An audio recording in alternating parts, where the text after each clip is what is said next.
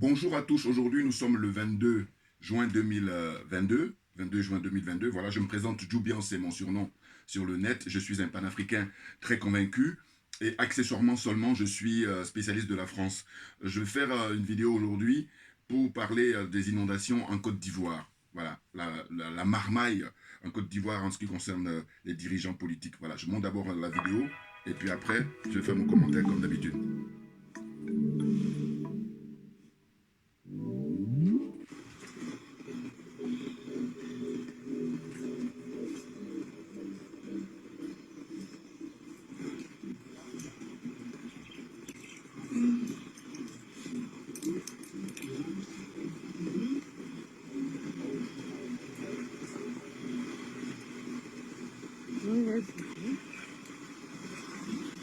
Vous vous rendez compte? Et ça, chaque année, c'est pareil. Hein.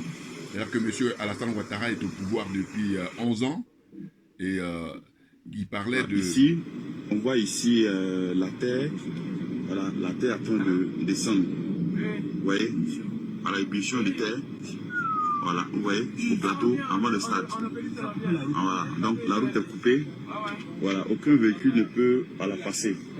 Donc vous voyez ici, la voie est coupée. Alors qu'il descend depuis en haut du plateau, voilà. Donc vous voyez, ils sont en train de l'aider à pouvoir pousser la voiture pour descendre. Vous voyez? Donc, toute la terre va descendre. Tout est en train de descendre, vous voyez? Tout est en train de descendre, tout est en train de descendre ici. Tout descend, tout descend. Regardez, regardez à Abidjan ce matin ce qui se passe. Toutes les autoroutes inondées. Nous sommes à Abidjan, il est exactement 6h12. Suivez l'autoroute qui mène au plateau. C'est extrêmement grave. Extrêmement grave ce matin à Abidjan. Voilà, toutes les routes sont bloquées. Impossible de passer. Blocage total de la ville d'Abidjan. Autoroute en allant vers Yopougon et vers le plateau. Complètement inondée.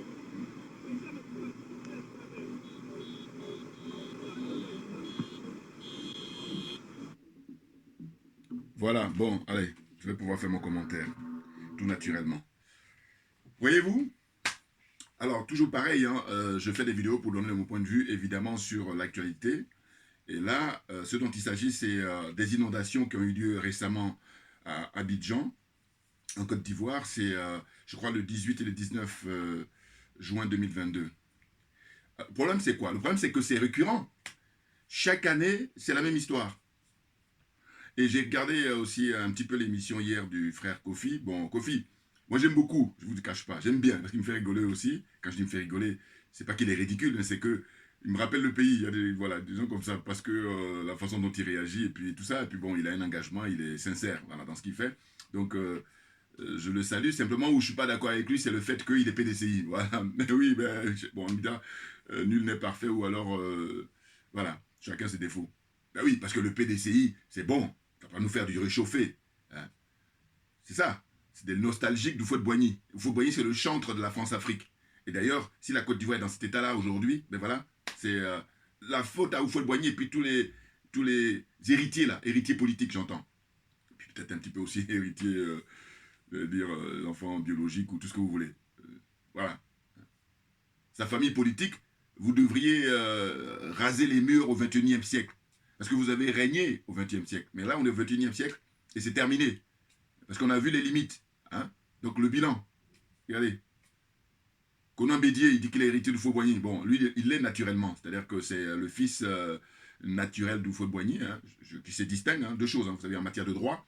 Le fils naturel, c'est le fils que Houphouët-Boigny a eu hors mariage. Et le fils légitime, c'est les enfants qu'il a eus lors de son premier mariage avec son épouse, avant qu'il épouse Madame Thérèse Houphouët-Boigny. Voyez-vous? Donc voilà, les limites avec le frère Kofi, c'est ça. Hein, Isaac Kofi, il fait des vidéos, il fait des émissions là sur Internet. Et bon, il permet aux frères, enfin, les Africains en général, et puis aux Ivoiriens en particulier, de pouvoir venir donner leur point de vue, c'est pas, c'est intéressant, voilà, c'est intéressant. Mais moi, je dis, à un moment donné, faut être réaliste, surtout quand on vit ici. Est-ce qu'il vit ici, lui? Je sais pas s'il est en Suisse ou s'il est en France. Mais en tout cas, il est en Europe, voilà. Bon, quand on vit ici, eh bien, on regarde comment ça se passe pour que l'intérêt général soit satisfait. Or là, on est dans une situation où il continue une fuite en avant. Alors, M. Alassane Ouattara, figurez-vous, je me souviens toujours, regardez les images d'archives, vous allez voir ses discours. Et puis d'ailleurs, il y a des gens qui balancent, et c'est pour ça que je dis encore pareil, je tiens à remercier les gens qui ont inventé Internet. Pourquoi? Parce que ça permet quoi? Ça permet à ce que, au fond, il disait, rappelez-vous les face-à-face qu'il a eu avec M. Gbagbo, l'entre-deux tours, voilà, c'est ça, en 2010, à la télévision, à la RTI, il dénonçait en fait toutes les malversations, toutes les carences, hein, selon lui, de la politique de M. Comment dire, Laurent Gbagbo, voilà, durant son règne pendant 10 ans. Et là, quand on remonte les archives, en fin de compte, ce qu'il dénonçait lui, ben, c'est le constat qu'on fait aujourd'hui. Donc, à un moment donné, il faut être sérieux. Là, ça s'appelle de la démagogie, puisqu'on est dans le domaine politique. Donc, et quand on dit démagogie, on reste poli et on reste courtois. Parce que c'est encore pire que ça. Moi, j'ai dit c'est de l'escroquerie. Bon, escroquerie morale, puis ensuite, les gens qui sont escroqués matériellement le peuple. Vous comprenez? Donc, lui, le terme qu'il utilisait maintenant, après, quand il a pris les rênes du pouvoir, pour remplacer M. Gbagbo, il a été mis là par la France, tout naturellement. Toujours, je rappelle, pour ceux qui soit ne savent pas, ou soit qui sont amnésiques, ou les gens qui sont aussi malhonnêtes intellectuellement. Bon, le terme qu'il utilisait, c'était l'émergence. Voilà, il dit que lui, il va faire de manière à ce que la Côte d'Ivoire soit émergente en 2020. Tu parles. Nous sommes en 2022. Hein? Nous sommes en 2022 et il reste 6 mois pour qu'on passe en 2023. Et c'est vrai que hier, dans l'émission du frère Isaac Kofi, beaucoup d'intervenants, surtout lui-même aussi, ils insistaient sur le fait qu'il va y avoir la Coupe d'Afrique des Nations en Côte d'Ivoire, prévue, je crois, en juillet 2023, c'est-à-dire dans un an pratiquement, dans un an en Côte d'Ivoire. Bon, ils ont restauré, et puis ils ont construit des stades, construit de nouveaux stades, et puis réinstauré les anciens. Bon, ça reste à vérifier par rapport au, comment on appelle ça, aux coûts. Hein, les coûts qui ont permis de construire ces stades-là. Vous savez ce qui m'a frappé, moi, récemment, justement, quand il y a eu la Coupe d'Afrique au Cameroun, c'est que je me dis, mais c'est quand même le monde à l'envers. Hein. C'est incroyable. Et là, pareil, le rôle de l'intellectuel. Bon, là encore, je me permets. Pourquoi? Parce que je dis, moi, s'il y a des gens très brillants au niveau intelligentsia, intellectuel, je ne la ramène pas. Mais il se trouve qu'ils font carence parce qu'ils sont aliénés. Regardez là-bas mon panneau. Ils sont complexés, ils sont corrompus. Donc, comme la nature est en horreur du vide, eh ben, on va occuper le poste. Et on l'occupe même très bien parce qu'il faut regarder les audiences. Là, je suis rendu maintenant à plus de 6000 abonnés. Et je vais les ajouter aux 15 000 que j'avais auparavant. Je suis désolé. C'est pourquoi je fais ça, parce que je dis, mais j'aime tellement que les gens jouent franc jeu, j'aime tellement que les gens jouent la transparence, et qu'on laisse le meilleur gagner. Voilà. Que le meilleur gagne. Voilà. Vous voyez, quand il y a une compétition. Donc là, ce qui est dommage, c'est que finalement, YouTube, bon, c'est de l'escroquerie parce que ils ont fermé mon compte. Je ne suis pas le seul d'ailleurs. Il y en a beaucoup dont ils ont fermé les comptes. Et puis ceux à qui on a fermé les comptes en donnant des arguments juridiques, on peut comprendre. Mais quand c'est politique, non, non, voilà. Donc c'est de la pure escroquerie, parce que ce qui voudrait, c'est qu'on fasse des vidéos pour amuser la galerie. Alors que non, on va à l'essentiel, et c'est ça qui les dérange.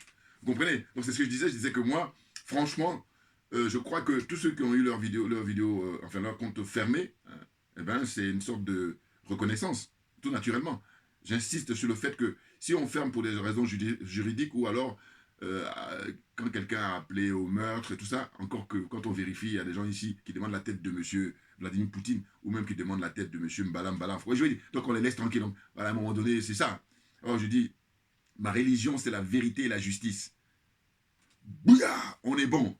Donc c'est pour dire quoi? C'est pour dire qu'au fond, on est dans une situation là où ces gens-là occupent les postes, et puis finalement, c'est de l'incompétence. Mais qu'est-ce que vous voulez dire d'autre?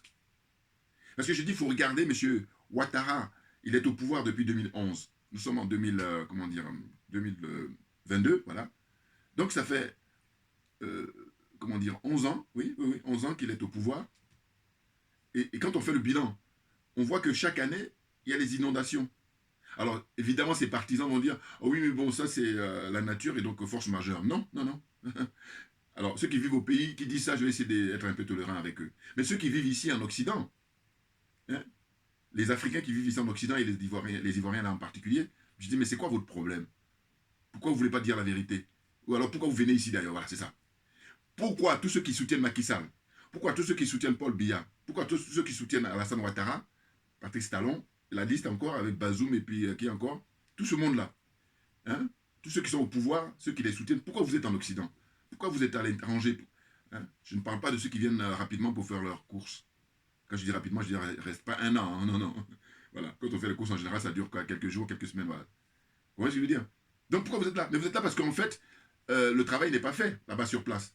Le travail n'est pas fait au Cameroun, le travail n'est pas fait en Côte d'Ivoire, le travail n'est pas fait au Sénégal, le travail n'est pas fait au Niger, au Tchad, vous voyez, au Bénin. Voilà, c'est pour ça que vous êtes là. C'est évident. Parce qu'il y a un bien-être ici, hein, tout est bien structuré, la machine tourne. Alors, chacun fait ce qu'il a à faire. Hein? C'est ça qui pose problème. Donc, quand vous parlez de l'inondation en disant que oui, c'est force majeure, non, pas du tout, parce que, en plus, je vais dire, attendez, il y a des gens qui ont des postes de ministres. Il y a des gens qui ont des postes de directeur de cabinet. Il y a des gens qui sont premiers ministres. Il y a quelqu'un qui est... Là, c'est le pompon. Et, de toute façon, je dis, c'est ça que les gens oublient. C'est-à-dire qu'à partir du moment où ils violent la Constitution, mais on est dans une suite logique. Parce que il faut respecter le cadre. Et à partir de là, ça découle aussi, voilà. C'est parce que le cadre n'est pas respecté, rien n'est respecté, c'est pour ça qu'on en arrive là. Parce qu'au fond, quand vous allez... Ceux qui vont me donner l'argument de force majeure, pluie et tout, je dis d'abord qu'ils fassent le travail comme a pu le faire Houphouët-Boigny, dont il se revendique en étant en concurrence avec M. Conan Bédier, c'est-à-dire qu'il dit qu'il est héritier politique d'Houphouët-Boigny. Bon, Houphouët-Boigny, au moins, même si je l'accuse constamment de dire qu'il est le chantre de la France-Afrique, mais il a quand même travaillé. Vous voyez? Simplement, il a estimé que son pays allait servir les États-Unis, alors que les Kwame Nkrumah disaient non, ou les Ahmed Sékou Touré disaient non, ou les Modibo Keïta disaient non. Il dit non, viens, on va plutôt tous se mettre ensemble et puis on va faire les États-Unis d'Afrique. Voilà. Alors lui, il jouait les petits malins. Alors maintenant, avec le recul, on a vu. Il était vendu, hein, c'était un larbin de la France. Voilà. Donc c'est pour dire que c'est que lui, il a quand même assuré un minimum, qui a fait que il y a même des tronçons de goudron hein, qu'il avait fait faire hein, à l'époque, mais qui sont toujours là, en vie, qui sont toujours là en bon état. Voilà. Parce que c'était de la très bonne qualité. Et non pas M. Ouattara qui est au pouvoir et qui dilapide l'argent des Ivoiriens et qui confisque le pouvoir et qui, comment dire encore, il n'y a pas de transparence dans les marchés, hein, les emprunts, hein, voilà, ils empruntent beaucoup d'argent, hein, les dettes hein, qui sont là pour les générations à venir, ceux d'aujourd'hui déjà et puis ceux qui vont venir, c'est n'importe quoi, voilà. Vous voyez? Donc, si des gens sérieux étaient au pouvoir, on n'en serait pas là. Parce qu'on allait faire ce qu'il avait fait, les travaux publics, hein, les grandes canalisations et tout. Et puis, vous savez, moi, à mon petit niveau, moi, j'ai même pas de titre d'ingénieur. Mais c'est simplement, je vous dis toujours, hein, ma qualité de patriote, ma qualité de panafricain, et puis surtout le bon sens et l'honnêteté intellectuelle. Je dis quoi? Je dis, écoutez, c'est surtout le vécu ici en Occident. Hein. On sait très bien que quelquefois, on arrive dans des situations de saison sèche. On a même connu en Côte d'Ivoire, je crois, il y a un an ou 2 ans. Voilà. Mais pourquoi des ingénieurs, pourquoi des gens qui sont à des postes importants, ils ne font pas le travail? C'est-à-dire que le but étant de pouvoir... j'ai déjà fait dans des vidéos, avant que YouTube me ferme mon compte, j'en avais déjà parlé, parce que c'est du bon sens. Hein. Des grandes canalisations qui vont faire comme une espèce d'autoroute du nord au sud, de l'est à l'ouest, hein, ouest, ouais, est à ouest ou ouest à est, comme vous voulez. Voilà. Comme ça, comme une croix. Et quel est le but? Ou alors, ceux qui sont encore plus pointus, c'est pouvoir, comment dire, emmagasiner l'eau qui pleut là, pendant cette période-là. Parce que chez nous, c'est connu, hein, on a la saison des pluies, comme on appelle ça. Bon.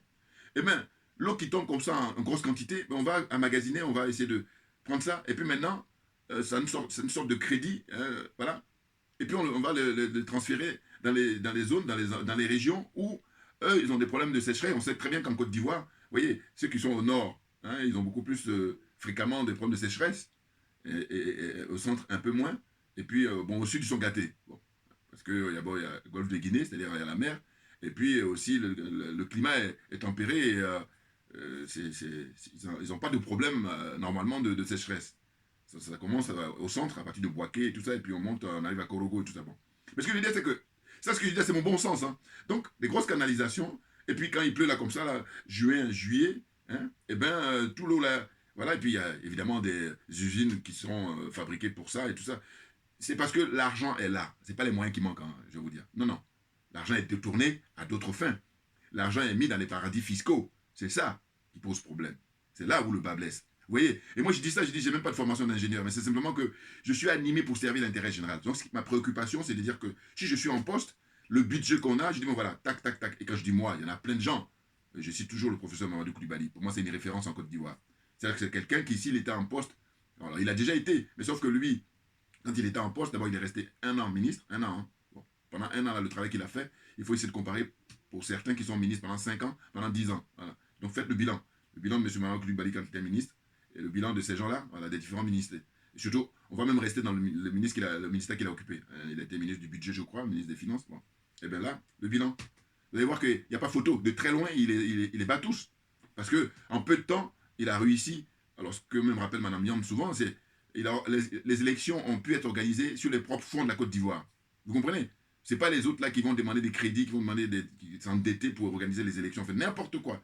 Ils ne sont pas sérieux. Donc, le fond du problème, c'est des gens qui sont cupides, c'est des gens qui ne sont pas sérieux, qui ne sont pas compétents, et qui viennent là pour faire les affaires. Et c'est là où c'est difficile. Mais oui, parce qu'on est en politique, jusqu'à preuve du contraire. Et que par conséquent, ne doivent avoir les postes importants que les gens politiques. Et puis les techniciens, eux, vont conseiller. Ah bah oui, c'est comme ça se passe ici. Et bien entendu, quand je dis ici, évidemment, la France, je ne la mets pas en avant, hein, parce que je dis toujours que la France est disqualifiée. La France est bien classée quand elle est avec les pays là, qu'elle colonise. Il ne faut pas dire qu'elle a colonisé. Qu'elle colonise parce qu'elle est toujours là, avec ses bases militaires, avec le franc CFA. Voilà. Tant que les bases militaires et le franc CFA ne sont pas supprimés en Afrique, il faut considérer que ils n'ont pas d'indépendance, encore moins de souveraineté. On est d'accord, ça c'est des gens qui sont... Les gens qui se veulent sérieux, ils vont même pas... Il y a un frère qui m'a dit, quand j'ai dit que Pougala, il m'a dit non, il n'y a même pas de débat. Voilà, voilà. Donc on gagne du temps, tu as raison mon frère. Mais oui, mais c'était important que je fasse cette mise au point pour ce monsieur-là. Voilà. C'était très important. Non, parce qu'à un moment donné, il est frustré. Enfin bon, j'ai déjà parlé de lui hier, je ne vais pas revenir encore. Donc pour revenir aux inondations en Côte d'Ivoire, c'est de voir que, essayez de retrouver les images d'archives, vous allez voir, depuis qu'il est au pouvoir, M. Ouattara, chaque année, c'est un éternel recommencement. Avec des vies humaines, là, pardon, on nous dit quoi? On nous dit qu'il y a au moins 7 morts, au moins, avec, dont 4 enfants, les pauvres. Hein? Les adultes aussi, mais les encore pire, parce que les enfants, on sait très bien la fragilité, pour pouvoir se défendre, pour pouvoir, voilà, échapper. Hein? Donc 7 morts, au moins, hein, parce qu'il y en a encore plus, parce que là, pour l'instant, c'est pas encore fini. Vous voyez? Donc là, justement, ce qui est intéressant, comme on a l'heure d'Internet, on a l'heure du numérique, des réseaux sociaux, il y a les frères là qui ont filmé, et puis voilà, qui mettent à notre connaissance, parce que s'il n'y avait pas ça, on allait attendre le canal, j'ai failli dire canal historique, c'est-à-dire que les chaînes de M. Ouattara qui passent leur temps à faire que du bling-bling. Ah, en Côte d'Ivoire, mais de toute façon, la Côte d'Ivoire numéro 1, bling-bling. C'est-à-dire que moi, franchement, la Côte d'Ivoire est le bon élève de la France. C'est-à-dire qu'en matière d'amusement, le flambeau, hein, le flambeau, voilà. Sauf que pour moi, tu peux t'amuser que quand tu as fini de travailler sérieusement. Or là, il y a beaucoup de travail, hein, du pain sur la planche, comme dirait l'autre, et puis les mecs, ils s'amusent. Alors évidemment, ce sont une minorité, ultra-minorité qui sont privilégiés, qui vivent sur notre planète, voilà. Alors que la notoriété qu'ils ont, ils peuvent le mettre au service pour dénoncer tous ces problèmes-là. Il y en a qui le font, hein. Je pense aux frères Yodé et Siro. Voilà. Big up. Hein. Parce que leur album, là, pour moi, ça rentre... j'allais dire, dans la discothèque des gens qui sont fans de musique et politique. Voilà, ils ont allié les deux. C'est du très très lourd, l'album, je ne sais plus si ça s'appelait Héritage ou... Dernier album de Yodé et Siro. Voilà. Où ils disent, Monsieur le Président, on dit quoi? Voilà. Hein? Là, je dis, Adou Richard, qui est le procureur de Côte d'Ivoire, hein, le plus connu, il n'est pas le seul, il y a d'autres procureurs, j'imagine. Bon. Mais lui, il est le plus connu. Bon. Mais il faut mettre en examen plein de gens là, hein, les inculper. Tous ceux qui sont responsables au niveau de... D'abord, je dis toujours que M. Ouattara, son épouse, sont les premiers à pouvoir répondre. Parce que, vous voyez, non mais attends. Non, on commence d'abord par le premier responsable. Pourquoi? Parce que quand il s'agit d'engranger, comment dire, qu'est-ce qui est positif, ben, c'est lui à qui on attribue. Quand je dis lui, ça peut aussi dans d'autres pays aussi. Donc, si c'est négatif, c'est toi qui dois payer. Et faire ça, c'est être honnête, et rien d'autre. Ce que je dis là, c'est que la porte, enfoncée, comme on dit à l'autre, une porte ouverte. Bon. Donc, c'est tellement élémentaire que, regardez, on en est rendu là. Il faut qu'on est obligé de faire ces rappels-là. Le monsieur, il passait son temps dans ses discours à critiquer M. Gbagbo, et maintenant qu'il est au pouvoir, on fait que dans du bling-bling, on fait que la construction de routes, j'allais dire, fast-food, enfin, vous savez, McDonald's ou les trucs repas rapides là. C'est-à-dire que tu manges, tu es content, mais après, il n'y a plus rien au bout d'un quart d'heure. Les routes là qui construisent, c'est, comme diraient les Ivoiriens, c'est biodégradable. N'importe quoi. Même en disant ça, même si c'est gentil, parce que, non, c'est de la... Excusez-moi, je vais dire c'est de la merde. Mais bien évidemment, bon, alors, il y a ceux qui connaissent un peu la France, enfin, il y a un monsieur à l'époque qui s'appelait Jean-Pierre Coff, lui, tout le temps, il disait tout est de la merde. Bon, là, on peut le dire, c'est de la merde. Mais évidemment, c'est pas... Je dis quand je compare au Faux-Boigny que je critique, mais au moins ce qu'il a construit, hein, voilà. Et puis la plupart des Ivoiriens, voilà, ils vivent sur l'héritage du Faux-Boigny. C'est pour ça qu'ils ont cette espèce de jalousie de dire que voilà, je suis Ivoirien, je suis Ivoirien. Non, mais calmez-vous. Eh oui, non, parce que on a vu les limites. On voit les limites, on a les dégâts là. Regardez. Hein? Dans un pays où on est au XXIe siècle, il y a des bouleversements au niveau politique, au niveau international, hein, au niveau de la géostratégie internationale, notamment le travail qu'est en train de faire le président, son Excellence Vladimir Poutine, en Ukraine, hein, du très très bon travail. Et bien entendu, à qui veut l'entendre. Non, parce que ce qui me plaît dans sa démarche, je vous dis, il est en train de nous faire passer un cap là. Parce que tous les imposteurs, tous les escrocs, tous les impérialistes, tous les colons là, hein, eh bien eux, ils avaient mené une politique qui pour moi s'est arrêtée au XXe siècle. Sauf qu'ils veulent faire perdurer ça. C'est là où ça n'a pas de sens. Et donc, cette culture du mensonge, l'empire du mensonge avec ses adeptes, hein, l'OTAN là, hein, les Alassane Ouattara, ce sont des adeptes de l'OTAN, les Macky Sall, les adeptes de l'OTAN. Mais Macky Sall, lui, ses jours sont comptés, là. Les chocottes, il doit les avoir, là. Parce que je vous dis, ce soir, c'est prévu, je fais un petit rappel, hein, c'est une parenthèse. Hein. Aujourd'hui, on est mercredi, donc 22 juin 2022, Ousmane Sonko a demandé au peuple, à partir de 20h ce soir, hein, pendant 10 minutes, allez, du bruit, faire du bruit avec les casseroles. Voilà. Je lui fais un clin d'œil là-bas aux frères de l'Amérique latine, parce qu'ils ont l'habitude de ça. Notamment en Argentine et tout ça. Voilà, ils sont habitués à ça. Bon, donc pour revenir là, sur les problèmes en Côte d'Ivoire, c'est que il y a toujours des discussions, quand vous regardez les vidéos sur Internet, les Ivoiriens là qui s'invectivent, sur quoi? Ben, très souvent, c'est soit des choses bling-bling, hein, Emma l'Ouest, ou je sais pas qui encore là. Il est perdu par contre le frère qui est là. Oui, ah, c'est dommage, moi je l'ai conseillé, je l'ai encouragé, je l'ai donné, je sais pas, il n'a pas mes vidéos peut-être, mais ceux qui le connaissent pas, celui de mes vidéos, j'ai dit, il faut qu'il aille voir les frères qui sont dans l'humour, et il pourra vraiment briller dans l'humour. Mais quand je dis ça, je suis sérieux, hein, parce que c'est vrai que ça peut prêter à sourire ou à dérision, alors que non, c'est parce que je crois qu'il doit avoir, enfin il l'a, moi quand je l'observe comme ça, mais bon, c'est dommage qu'il ne soit pas faire ça, il soit plutôt en train de commander en permanence. Hein, il a soutenu un moment Gbagbo Laurent, et puis après maintenant il est venu soutenir M. Alassane Ouattara, et maintenant comme il est frustré, il n'a pas eu ce qu'il voulait, il retourne pour dire qu'il est dans l'opposition, n'importe quoi, enfin bon. Ah là là là, tout ça c'est la Côte d'Ivoire, hein, et puis ça c'est l'héritage du Faux-Boigny justement, mais bien entendu. Non, parce que les bases n'ont pas été mises. Ah oui, c'est-à-dire que le tout ce n'était pas de construire, un peu comme avant de faire cette vidéo, j'ai regardé un peu les images du Bénin là, et c'est vrai que j'ai l'impression que je n'ai jamais été au Bénin, mais effectivement, l'autre fanfaron, là, il dit qu'il construit. Mais j'ai dit, mais Patrice Talon, ce que tu es en train de faire là depuis que tu es au pouvoir, Faux-Boigny a fait ça avant toi. Donc, après du moment où Faux-Boigny a fait ça avant toi, si encore en Côte d'Ivoire, il n'y a pas de problème et que la démocratie, tout était bien réglé, là, tu fais comme lui, parfait. Mais tu es en train de faire quelque chose qui est une voie sans issue. Parce que la Côte d'Ivoire, où Faux-Boigny, justement, dans les années 70, il a mis le paquet sur les infrastructures. La Côte d'Ivoire était très développée par rapport à tous les autres pays de la sous-région. Vous comprenez? Quand on sait qu'en plus, au niveau potentiel, la Côte d'Ivoire n'est pas forcément plus riche que la Guinée. Je le rappelle toujours. La Côte d'Ivoire n'est pas plus riche que le Ghana. C'est simplement que par contre, Houphouët-Boigny, il a joué les lèche-culs auprès des Français. En fait, le larbin, et puis en échange, bon, il faut dire qu'il a un minimum aussi de... Voilà, il a travaillé un peu quand même. Voilà, il ne faut quand même pas être de mauvaise foi au point de ne pas reconnaître. Mais simplement, il n'a pas fait les bons choix. Bien oui. Parce que faire les bons choix, c'est de faire que quand tu n'es plus au pouvoir, il y a une continuité. Alors, évidemment, quand je dis ça, il y a des limites. Pourquoi? Mais parce que ceux qui l'ont remplacé, le problème, c'est que eux, en longueur de journée, regardez les Isaac Kofi, là, ou bien M. Henri Conan Bédier, ben, ils disent qu'ils sont héritiers de Houphouët-Boigny. Donc, en fin de compte, on n'est pas sorti de l'auberge. Voilà. On est dans ce que j'appelle le statu quo.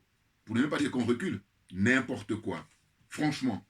Donc, M. Alassane Ouattara et tous ceux qui le soutiennent, mais je dis, mais vous êtes hors sujet. Et puis, honte à vous, parce qu'on a les images. L'histoire de, comment on appelle ça, qui consiste à dire, oui, c'est la nature et tout. Non, mais attendez, je vais prendre l'exemple de, comment on appelle ça, pour voir que, avec moi, le concours d'honnêteté intellectuelle, hein, bon, les immeubles qui s'écroulent. Eh oui, les immeubles qui s'écroulent à Abidjan depuis maintenant quelques années. Il n'y a pas un mois qui passe sans qu'il y ait des immeubles qui s'écroulent. Hein. Et ça, dans l'impunité totale. Les gens ne sont pas sanctionnés. C'est pour ça qu'il y a cette continuité-là. C'est très grave parce qu'il y a des dégâts matériels, encore que ça, c'est pas très grave parce que le matériel, on peut toujours changer. Mais par contre, c'est les dégâts humains, hein, les gens qui meurent, qui sont tués par ces dégâts-là. C'est très grave. Donc ces gens-là sont des criminels. Quelle dénomination vous les donnez? Quand tu es responsable, hein, dans une situation comme ça, où tu fais des signatures, tu restes dans ton bureau, tu reçois des billets, hein, des mallettes de billets, et puis tu ne fais pas ton travail, mais tu es un criminel, parce que normalement, tu as des obligations, tu as des charges. Donc il va falloir aller vérifier pour savoir est-ce que on a le droit de donner cette autorisation, et puis si on donne l'autorisation, est-ce que le travail a été bien fait? Et rien du tout. Vous voyez? Donc on fait le concours de comment on appelle ça, corruption généralisée. N'importe quoi. Vous voyez? Donc, les immeubles qui s'écroulent, qu'est-ce qu'on va me dire? On va me dire qu'il y a eu un tremblement de terre en Côte d'Ivoire, ben, tout le monde entier le saurait. Ce n'est pas le cas. Non, c'est simplement que on donne des autorisations aux gens et puis des trucs anarchie. C'est de l'anarchie. Hein. Voilà, simplement parce que les gens qui ont de l'argent, ils donnent, puis ils corrompent. Et puis l'autre, il reste dans son bureau, il signe et puis voilà, il continue. Il y a rien du tout qui tienne. Et alors qu'il y a d'autres pays qui sont beaucoup plus pauvres que la Côte d'Ivoire, en tout cas au point de vue développement. Mais par contre, il n'y a pas d'écroulement d'immeubles comme ça. Hein. Essayez de vérifier comme on a l'heure d'Internet. Vérifiez pays par pays. Hein. Vous prenez sur 12 mois, on va prendre l'année par exemple 2021, parce que là on est en 2022 qui n'est pas encore terminé. Bon, on prend l'année 2021, de janvier à décembre. Vous regardez pays par pays, quels sont les pays où il y a des immeubles qui s'écroulent comme ça? Ce serait intéressant. Je vous dis, moi c'est toujours rien de moyen, hein, sinon, mais parce que c'est la meilleure façon pour que on ne perd pas de temps. Voilà, on va aller au concret, le bilan. Voilà, et puis on avance. Vous voyez? Donc c'est sérieux là. Parce que on peut pas. Il y a des gens qui travaillent, hein, jour et nuit, qui transpirent, et puis après, ils se retrouvent comme ça à perdre leurs biens. Hein. Et puis attendez, ce qu'on oublie souvent de souligner, et moi j'y pense, c'est mais le traumatisme. Non mais attendez, c'est humain ça. Vous êtes à côté d'un immeuble qui s'écroule, et puis vous aussi vous êtes dans un immeuble. Mais enfin, les gens font des efforts. Alors ça c'est vrai qu'il y a aussi la force, comment on appelle ça, de l'Africain, pour pouvoir être résilient. Je crois que c'est ça. Mais bon, il ne faut pas pousser non plus, parce qu'on est des humains et que par conséquent, à un moment donné, c'est flippant.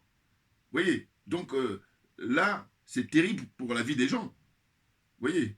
Ceux encore qui sont dans des maisons bien, comment on appelle ça, construites, hein, ça va. Mais ceux qui sont dans des immeubles, mais quand tu as un immeuble de 4 étages et puis l'autre immeuble à côté qui s'écroule, mais naturellement, tu n'es pas rassuré. Et c'est très grave. Et qu'est-ce qu'on constate? C'est que les ministres, le Premier ministre, ils viennent là pour dire, il y a n'importe quoi, tu dois aller en prison, c'est tout. Donc Adou Richard, là, il a du boulot, et il ne fait pas. Parce que lui-même, il est le premier corrompu, je le dis là. Bia, on est bon. Mais bien entendu. Non, parce que les gens sont à des postes qui ne leur revient pas. Voilà. C'est juste la confiscation des postes. Parce que sinon, si les gens qui étaient compétents étaient à leur poste, on n'aurait pas assisté à ça. Comment, constamment, il y a des immeubles qui s'écroulent et puis personne n'est sanctionné? Ou quand ça va au tribunal, tout est fait pour qu'on fasse juste semblant. Hein. Ils font des spectacles juste pour la forme, pour donner l'impression, alors que non, il faut que les sanctions tombent et c'est la meilleure façon pour que ça ne recommence pas. Mais tant que les sanctions ne tomberont pas, mais c'est naturel là aussi, ce que je suis en train de dire là. Pour moi, c'est naturel. Quand on met les sanctions, c'est parce que justement, on dit non, ça on n'a pas le droit de faire. Vous voyez? Et pourtant, les textes existent, hein, simplement ils ne sont pas appliqués. Voilà. Et donc, l'impression que ça me donne toujours, j'ai jamais beaucoup donné mon impression, vous l'aurez remarqué, c'est que tous ces gens-là qui dirigent la Côte d'Ivoire actuellement, bon, l'Afrique en général et puis la Côte d'Ivoire là surtout, c'est que l'impression qu'ils me donnent quand je les observe, je dis, mais en fait, ils me font penser à des gens qui ont gagné au loto. Alors, ça aussi, c'est mon point de vue personnel, hein, donc après, amenez-moi vos commentaires. Je dis ça pourquoi? Je dis parce que, en fait, moi, personnellement, je ne sais pas, mais, vous savez, tout est relatif. Mais je veux dire qu'il y a des gens, tu leur donnes 1 million, allez, ils pètent les plombs, au sens de, ils ne savent plus où ils en sont. Tu leur donnes, il y en a, il faut leur donner 2 millions, et ainsi de suite. Donc là, ces gens-là qui sont au pouvoir, j'ai l'impression qu'ils sont perdus au sens où, ben, ça leur tombe dessus. Et donc, ils ne maîtrisent plus rien. Voilà, ils sont là, ils vivent au jour le jour, et puis ils sont contents d'eux. Enfin bon, n'importe quoi, n'importe quoi. Hein? république bananière, mais juste après la France. Hein. La France, c'est la première république bananière, et puis après, toutes ces colonies-là sont des républiques bananières. Et là, on en a l'illustration d'une république bananière. Parce qu'en fait, quand on dit qu'on a des, qu'on appelle ça, des ingénieurs, quand on dit qu'on a des ministères, ministère de la construction, hein, ministère de la construction, qu'est-ce qu'il y a encore qui sont compétents pour régler ça? Tous, ouais, mais les ministères il y a des ministères qui sont destinés à faire le nécessaire de manière à ce qu'on n'en arrive pas là. Que le citoyen puisse bien vivre, qu'il puisse vaquer à ses occupations. Parce que regardez là, les inondations, là, vous avez vu les images. On vous dit c'est même l'autoroute qui quitte, je ne sais pas si ça a jamais parlé au plateau, je ne sais pas où là. Tout est inondé. Donc, au niveau de l'économie, bah, ça en prend un coup. Et même là, c'est un euphémisme qui est de dire ça. Mais c'est n'importe quoi. Ils ne sont pas sérieux. Donc, pour revenir tout à l'heure, quand j'ai parlé du frère Kofi qui disait que oui, il y a la CAN, la Coupe d'Afrique, qui sera organisée l'année prochaine en Côte d'Ivoire. Voilà, voilà. Excusez-moi, hein, parce que ça, c'est toujours, je suis parti comme ça avant. Mais en fait, ce que je disais auparavant, c'était que quand il y a eu la CAN au Cameroun, ben, en fait, quand on construit les stades, qui coûtent très cher, hein, ce qui m'avait tilté et qui m'avait choqué, c'est que, vous voyez, on amène des inspecteurs pour vérifier que, comment dire, les stades sont bien construits. Voilà, en tout cas pour la sécurité. Mais ça, c'est parce qu'il y a la FIFA qui surveille. Mais moi, quand je vois ça, ce à quoi je pense tout de suite, je dis, mais attendez, mais les hôpitaux, hein, parce que c'est quand même prioritaire de faire des hôpitaux que des stades. Les stades, c'est pour la distraction. Vous voyez? Mais comme ceux qui dirigent, bon, mais ils sont là pour, comme on dit, la musique ou le sport, c'est surtout le sport, c'est l'opium du peuple. Hein, parce que comme ça, en attendant, le peuple, il oublie l'essentiel. Vous voyez? Donc, je me suis dit quoi? Je me suis dit, mais attendez, c'est toujours pareil. Quand on est dans des pays démocratiques, des pays qui sont bien dirigés, il y a des priorités. Or, là, chez nous, on est dans un folklore, mais que ça part dans tous les sens. Parce que je dis, quand on voit qu'on vérifie que les stades soient bien, comment dire, construits, hein, pour assurer la sécurité, mais j'ai dit, mais c'est bien. Mais par contre, c'est encore mieux si on fait ça pour les 4 bâtiments qui tombent là. Et puis, les, comment on appelle ça? Les hôpitaux, les routes. Qu'on fasse les ponts, tout ça. Qu'on fasse les vérifications de manière à ce que ça ne tombe pas, que ça ne s'écroule pas au bout de 6 mois, de 3 mois, de je ne sais quoi encore. Vous voyez? Et quand on sait que la construction de ces stades-là, ça coûte beaucoup d'argent, et les autres, là, ils ont des commissions, ils s'en mettent plein les fouilles, et puis leur compte en banque est rempli. Et donc, c'est ça que je me fait dire qu'ils vivent au jour le jour. Ils sont trop légers, ils sont trop légers. Et malheureusement, ce sont les pauvres qui sont les dindons de la farce, le peuple, le peuple. Vous voyez? Donc moi, pareil, quand je fais mes vidéos, là, j'apporte ma contribution pour éveiller les consciences, pour dire simplement qu'il faut oublier, hein, ou il faut faire comprendre aux gens que quand Alassane Ouattara construit les routes, c'est de l'argent des Ivoiriens. Quand Macky Sall construit l'aéroport, où il met en route, je sais pas, le train là, hein, espèce de RER, ou comment on dit ça, train à vitesse là, eh ben c'est l'argent des Sénégalais. Quand Paul Biya finance Afrique Média, c'est l'argent des Camerounais. Ainsi de suite. Voilà. Or, il se trouve que, malheureusement, beaucoup, la masse, ils ne sont pas au fait des choses. Quand quelqu'un est au pouvoir en Afrique, il pense que il est généreux et c'est son argent. Moi, c'est quand j'étais petit, hein, je vais vous dire, voilà, je vais faire la confidence aujourd'hui.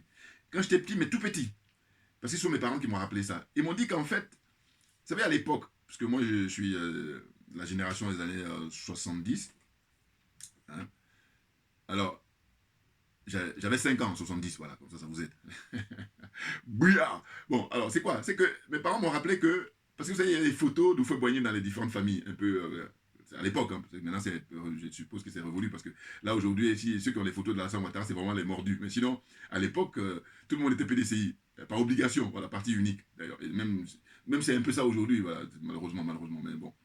Donc mes parents disaient que, en fait, quand je regardais le portrait de Houphouët-Boigny, je disais que c'est celui qui nous a donné du pain. Voilà. Mes parents me rappellent ça tout le temps, ils disent, tu disais ça, voilà. Et bon, je n'ai pas le souvenir, mais en tout cas, eux, c'est ce qu'ils me rappelaient, puis ils sont bien placés, puisque voilà, c'est les parents. Parce que moi, aujourd'hui, je suis parent, je sais, je peux dire les souvenirs que je peux rappeler à mes enfants, par exemple, quand ils disaient quand ils sont beaucoup plus jeunes, ils étaient beaucoup plus jeunes, vous voyez. Donc c'est drôle, et puis c'est étrange.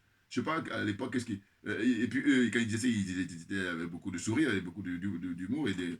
Voilà. Il dit, tu disais, Houphouët-Boigny, c'est celui qui nous a donné du pain. Bon, bah, je ne sais pas quel âge je devais avoir, peut-être 4 ans, 5 ans ou 6 ans, je sais plus. Quelque chose comme ça. Bon. Mais il se trouve que maintenant, là, on va dire 50 ans après, ou même avant, je suis beaucoup plus à critiquer Houphouët-Boigny parce que je dis, j'ai compris, et heureusement, parce que vous imaginez, le pire, c'est qu'il y a des gens qui ne comprennent même pas. Parce que je dis, il vaut mieux tard que jamais, même. Et pour dire quoi? Pour dire qu'écoutez, surtout quand on vit ici en Occident, mais comment ils ont fait pour développer leur pays? Donc ça devait être constant. Et on observe. Et donc, c'est pas sorcier. Or là, on a des corrompus, on a des aliénés, on a des complexés qui prennent le pouvoir, qui le confisquent, et puis qui sont prêts à couper la tête du petit Kofi. Là, je dédicace pour M. Alassane Ouattara, là. Voilà. Pour se maintenir au pouvoir. Vous vous rendez compte? Qu'est-ce que c'est que ces gens-là? Avec des inondations chaque année. Donc, la question maintenant, c'est de savoir est-ce qu'il va y avoir la Coupe d'Afrique des Nations en Côte d'Ivoire au mois de juillet prochain? Bon, moi, je pense qu'ils vont mettre le paquet. Ah, ça, c'est sûr, parce qu'au niveau, comment on appelle ça? Ça va être une humiliation énorme. Donc, ce qui fait qu'ils vont mettre le paquet. Je crois, hein, je crois. Mais même s'ils mettent le paquet, si jamais il y a les inondations, parce que tu ne peux pas lutter contre la nature, hein. Même ici, dans les pays très développés, eh ben, la nature, elle a beaucoup plus de force que tout. Bien entendu. Mais la différence, c'est quoi? C'est que eux, après, on essaie de situer les responsabilités et puis on condamne les gens. Voilà. Parce que quand les gens savent qu'ils doivent être condamnés, ils ne font pas n'importe quoi. Là, en Côte d'Ivoire, ou en Afrique en général, les gens sont dans l'impunité. Et c'est pour ça que tout ça continue. Et puis, je vous dis, c'est le peuple qui est perdant. Les pauvres, ce sont eux qui sont les perdants. Hein, qui subissent tout ça, qui sont victimes. Vous voyez?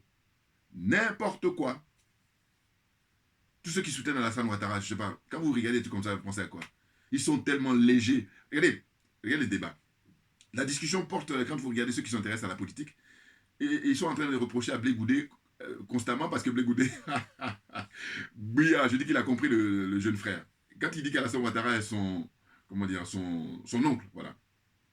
Mais écoutez bien le propos. Il dit, si M. Gbagbo estime qu'il a des relations fraternelles, et fraternelles, il y a frère, relation amicale avec monsieur Alassane Ouattara, mais lui, le si, il permet tout. Hein. Ben oui. Donc il a dit si, M. Gbagbo, et j'ai dit, si on fouille les images d'archives, on va retrouver, au moment où M. Gbagbo dit à que M. Ouattara est son frère. Voilà.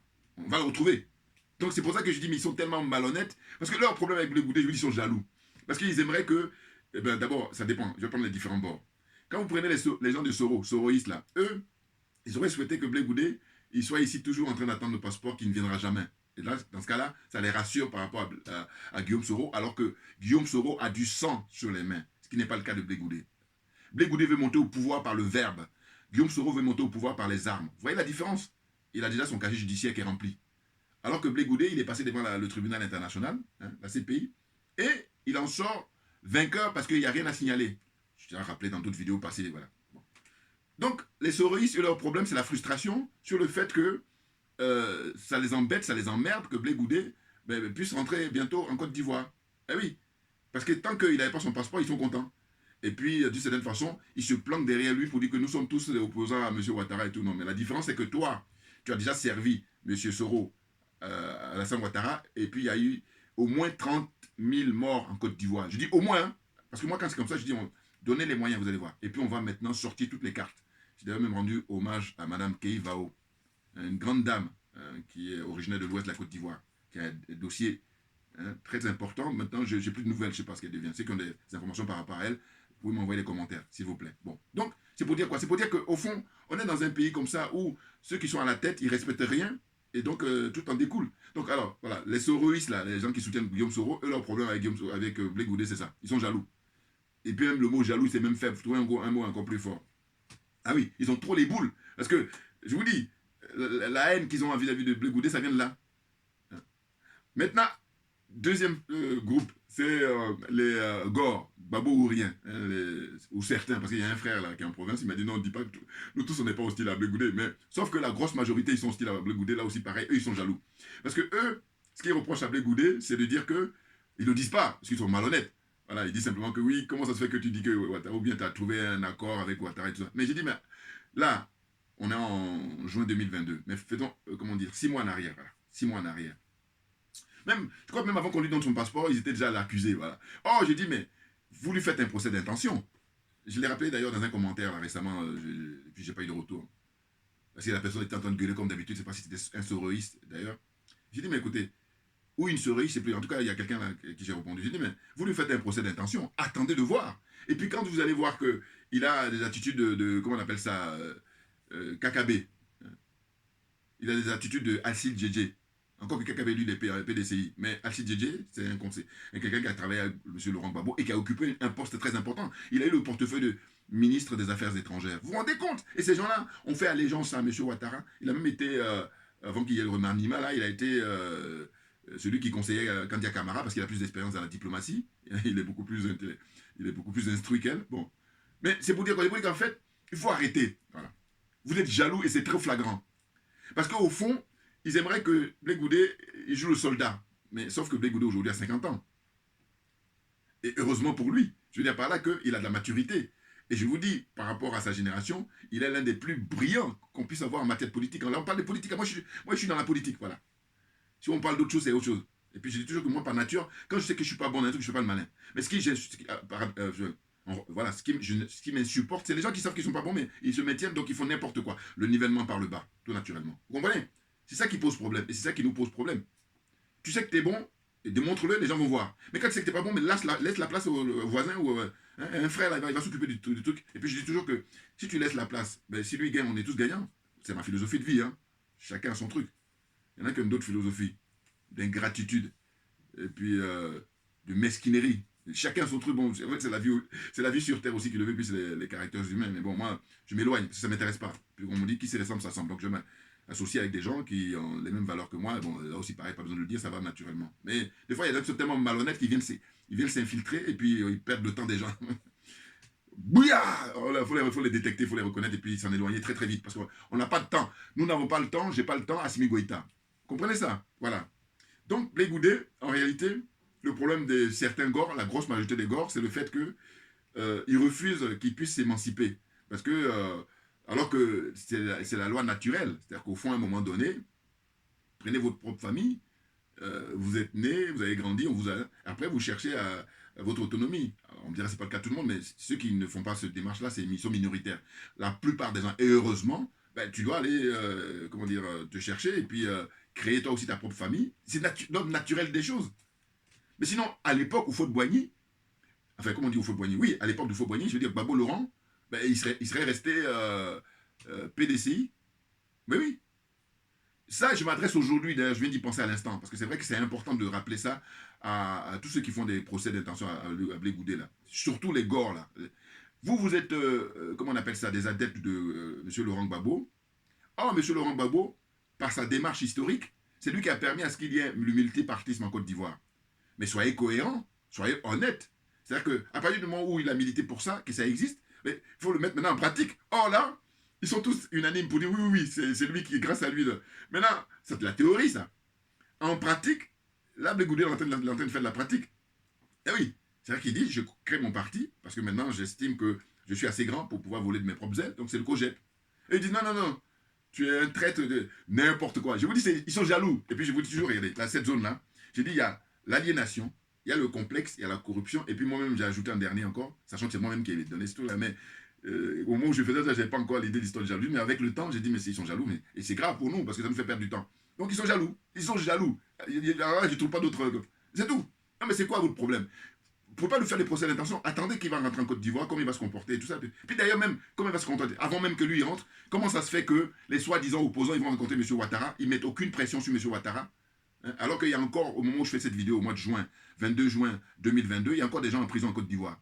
Vous trouvez ça normal? Je parle des prisonniers politiques. Voilà. Vous trouvez ça normal? Et ça, est-ce que c'est le fait de Blé Goudé, ça? En revanche, c'est le fait de M. Henri Konan Bédié, c'est le fait de M. Le président Laurent Gbagbo. C'est leur fait. Ils sont responsables de ça. Bien entendu. Parce qu'ils sont dans la marmaille, ils sont là juste pour chercher à prendre la place de M. Ouattara et puis continuer à servir les Français.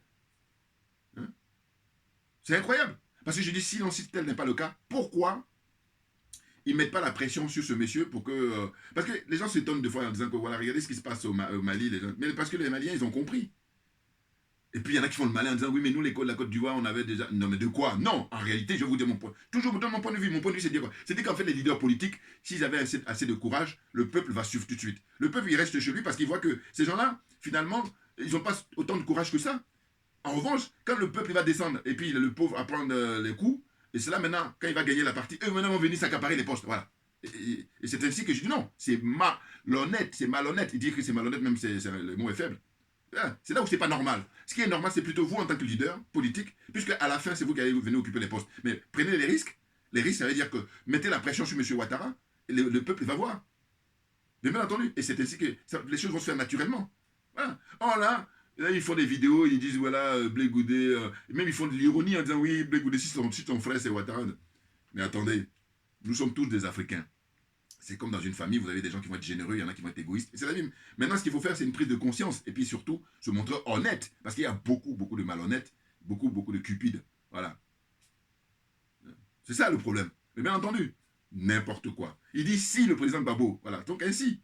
Et puis maintenant, j'ai dit, si on fouille bien, on va trouver des images du président Gbagbo qui dit ça, qui dit que Ouattara c'est son frère. Donc à un moment donné, d'ailleurs, j'ai rappelé là par rapport à Christian Pila qui disait, oui, regardez bien quand il a été rencontré le président Gbagbo au palais de la présidence, à aucun moment il a utilisé le mot frère, mais fraternel c'est quoi? C'est la même famille? Oui, bon, allez, j'ai déjà parlé de ça, donc pas revenir là-dessus. Enfin bon, voilà. Vous voyez, donc la marmaille en Côte d'Ivoire, eh bien, je vous dis, c'est le résultat des courses du fait que rien n'est respecté. Voilà. C'est triste.